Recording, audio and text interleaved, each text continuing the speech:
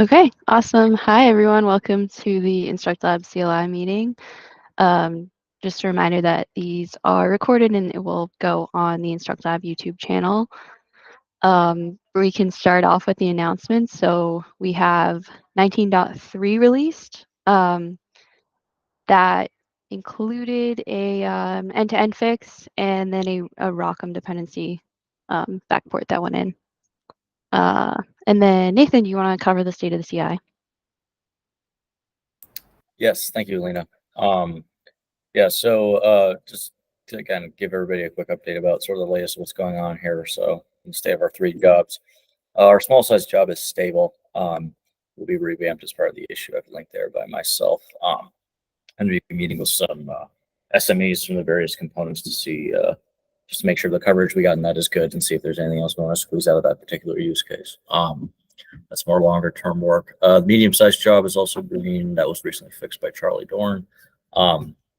It is only running on demand, but I currently have a pull request up that will start running it on pull requests as well. And this will test some additional code paths to the small size job for contributions. Finally, the large size job, which we run as a sort of nightly job, is currently broken. We've actually made some progress in fixing it. A couple of issues around that were closed recently. The current one has to do with evaluation. It seems to be related to sort of the temporary directory structuring. So myself, Ollie, and Dan are looking into that. And if you're curious more about that, I posted updates in the CLI E2E results Slack channel. Yeah, that's on the roadmap too, PJ.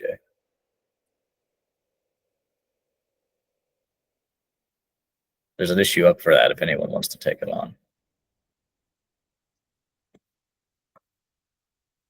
Great. Okay. Next, we had the I love data generate. I think, Charlie, that was yours, if you want to talk about that. Yes. Hello, everyone. So I've been doing some experiments this week with getting everything working on a laptop, basically, because I know that that's something that has been kind of ignored for a while. With the new training loop that runs on CPU and Mac, that kind of solved that part.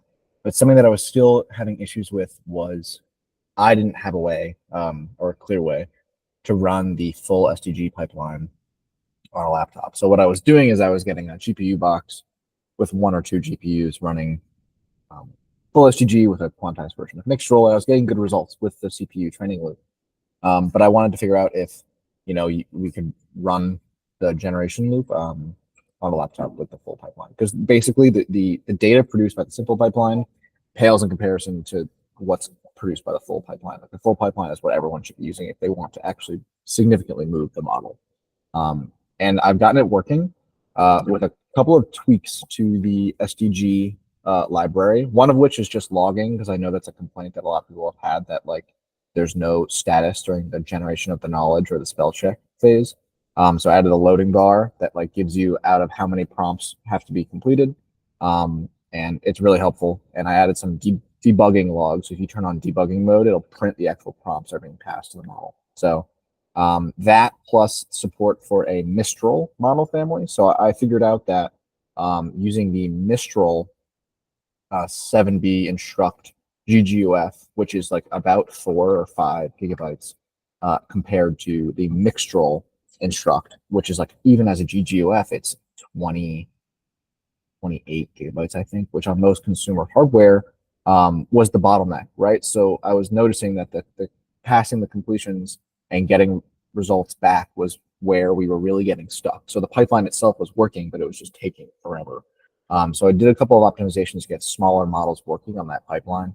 And there's probably more stuff to be done, but basically I gave it a 50-page markdown knowledge thing. And the length of the markdown directly correlates to how long the pipeline takes, especially the generation of the spell check stuff, because it has to go through the entire document and generate conclusions. So on the old version using Mixtral instruct GGUF, my run took like almost 50 hours, I think, and which is kind of crazy. And I got it down to like 8 or something like that, which is pretty significant increase because 50-page markdown is huge.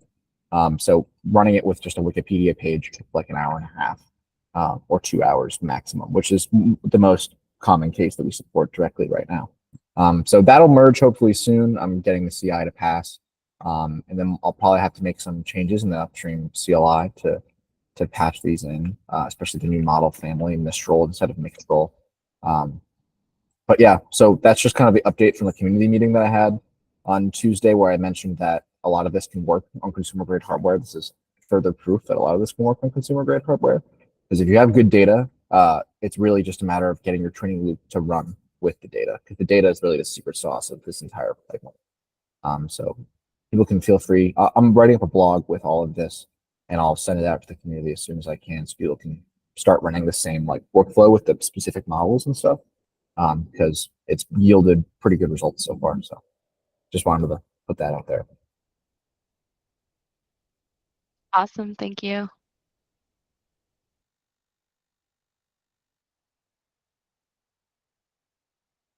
Okay, we can also, I wanted to call out that we have these good first issues open with no assignee. Just share that for a second. So anyone's welcome to pick these up. If anyone has any questions about them now, we can go over that. Yeah, I just want to point out the second one there about accepting repository with tag. That one's going to get resolved with my PR for model management. I kind of folded it in because it's part of setting for the second part of the PR, which is how we kind of revamp how we pass models in. Like right now, like with my PR that I'm putting up, like it's changing the structure of how models are being saved, and that includes version support. So like at the end, it goes like InstructLab, whatever, granted ggweb / and then the branch name.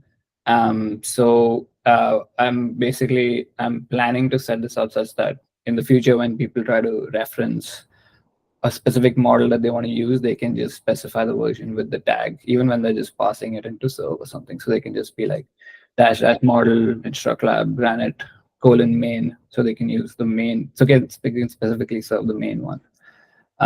So I figured I would just kind of fold this into make that possible to make that reference scheme consistent. So I included it in download as well. So just pointing out that I might end up closing this one with my PR. That's all. Okay, do you want to, should we remove the label then? Yeah, I'll do it once I've updated my. There's no need to remove the label, but it should be linked to that PR. Yeah. I know, I then just the don't want PR anyone to start the work for it and then JD covers it. I just assigned to JD then. Okay.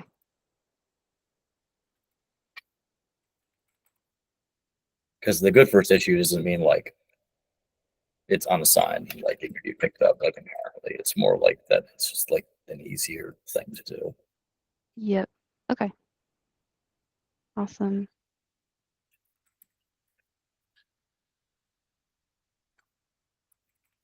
Okay. These are the other ones open, so anyone can feel free to pick those up.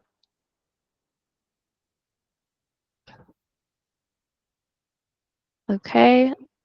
That's all we have on our side. So we can open it up to open discussion from community members.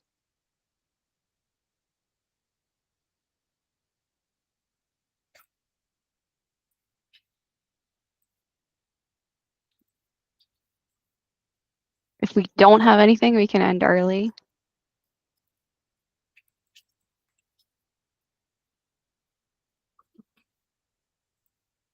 All right.